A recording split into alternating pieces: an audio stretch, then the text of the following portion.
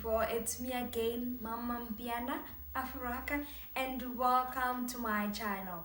We're still continuing with our topic, financial mathematics and financial literacy. But before I give you the subtopic for today, I would like you to subscribe at the bottom, like, share, comment, and set notifications for the next video. For today, we will be talking about interest. That is what they teach you in financial mathematics. They teach you about interest. So you will ask yourself, what is interest? Then I go Google or what is interest? How? It's as easy as that. Google. I'm kidding. But with interest, we're talking about a fee or the money that you pay after you've borrowed another money. That is the extra money that you pay on the money that you've borrowed. And then this money is calculated at a rate, and this rate can be paid over a period of time. So that is the easiest explanation that I have for interest. So with interest, you need to know these two things. These four things. We're going to deal with the principal amount. We're going to deal with the rate, which is the percentage. You're going to deal with the period, which is the time you're going to pay whatever loan that you've borrowed, and then the interest, which is the extra money that is being calculated on the principal amount. And we have two types of interest. We have the simple interest and the compound interest. Remember, the compound interest, I told you, it's my favorite, only if I am benefiting.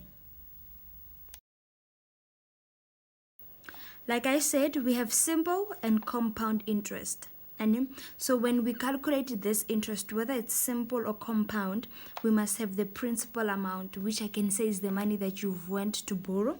And then we must have the rate, which is the percentage that the interest is calculated at. And then the period, which is the time or the number of years in which the interest will be paid back at. E.g., this is an example. So you want to buy a new car, but you are being told that new car is 200,000 and you don't have 200,000 in your pockets. So you go to a bank or you go to someone and then you borrow this money. And then they say to you, okay, I'm going to borrow you this money, but you're going to have to pay back this money in 3 years' time at a rate of 10%. So this 200,000 is the principal amount. This 3 years is the period. And then the 10% per annum is the rate. So now we want to find how much interest you're going to pay. So we're going to say I, which represents the interest, is equals to P, which is the principal amount, multiplied by R, which is the rate, multiplied by time, right? So that means I'm going to substitute all these numbers. And a P, it's 200,000 multiplied by R, which is 10% multiplied by 3 years. And then it's going to be equals to, no, not divide, cut. Onka calculator and or 200,000. You must count your zeros. There must be 5 zeros. You see, there are 5 zeros. Multiplied by 10 or shift or press a percent or multiplied by 3 or equals to, and then you get to see the answer is 60,000. So this means whomever you're borrowing your money from to buy this new car, when you pay them back, you must pay them 60,000 extra. So what you're going to do now to find the total amount that you're going to pay for this car, you're going to say so the total price is going to be the principal amount plus the interest, which is going to be 200,000 plus 60,000, and then your final price is going to be 260,000. This is the money that you're going to pay back for the loan of the car in 3 years' time. So what I've done here, I was calculating the simple interest and I made a shortcut. So now I'm going to what we call the compound interest, and I'm going to take a very long process. So I still have my P as 200,000, my R as 10% per annum, and my period, which is time, is what? Is 3 years. So what I'm going to do, I'm going to call this year 1, and then we're going to have year 2, and then we're going to have year 3, right? So for year 1, I'm going to say I is equals to P times R times T. My P is 200,000 multiplied by 10% multiplied by 1, because it's year 1, not 3 years, but it's what? It's year 1. I'm calculating the interest rate for the first year. So the interest rate for the first year is going to be 20,000, right? This is my final answer. So that means for the first year, the total price is going to be 220,000. That is the total price for the first year.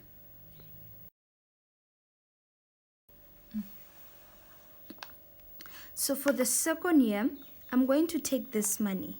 This total money is going to be my new P. So I will call this money P number 2. So my interest will be P2 multiplied by R multiplied by T. So I'm going to have 220,000 multiplied by 10% multiplied by 10%, multiplied by 1. And then I am going to get 22,000 as my interest. So that means on the second year, you would pay the total price of this plus this, this plus this. It's going to be 242,000. I hope I'm correct. But I think this is the correct answer. So I will call this my P3.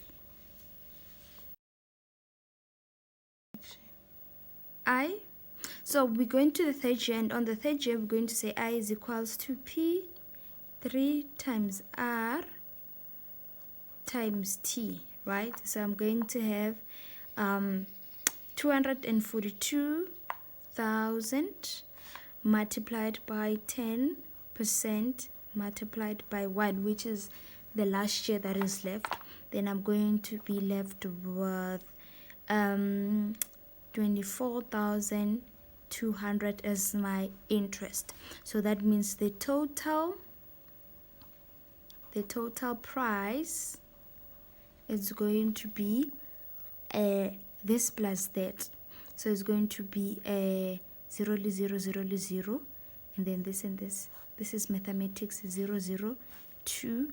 This is 6, 6, 2. So the total amount will be 266,200. Right?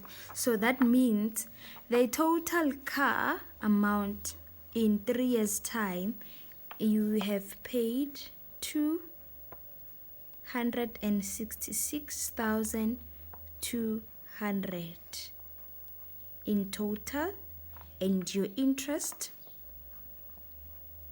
that you have paid is 66,200.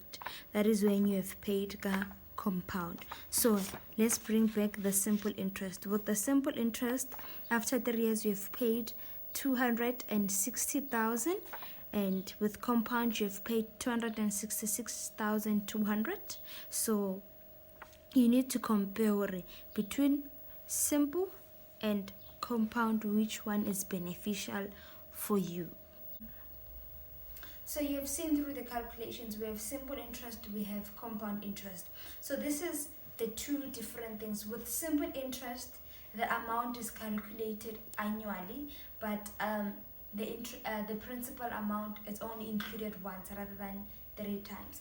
And then with the compound interest, the interest is included annually, but the interest is calculated on the new principal amount. So those are the differences between simple interest and compound interest. So now, if umachonis or you are the one who's lending the money, compound interest works on your benefit.